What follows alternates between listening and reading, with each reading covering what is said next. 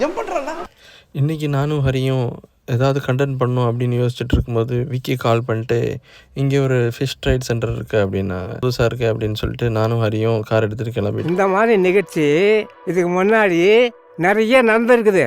ஆனால் இதுதான் first time. நார்மலாக கோழி கொஞ்சம் வந்து கலர் பண்ணுவாங்களா, அதே மாதிரி கலர் அடிச்சு வச்சுருக்காங்களோ. ஜோக் இல்லையா? அங்கே போய் பார்த்தா தான் தெரியுது இது கலர் ஃபிஷ், கோல்ட் ஃபிஷ் இதெல்லாம் இருக்கிற ட்ரேட் சென்டர் அப்படின்றது.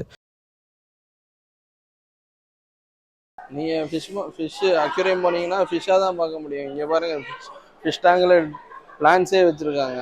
பாட் பிளான்ஸ் 50 rupees ஒன்லியும். இவ்வளோ பெரிய ஃபிஷ் டேங்க் எப்படி நான் க்ளீன் பண்ணுவாங்க? இங்க வாங்க.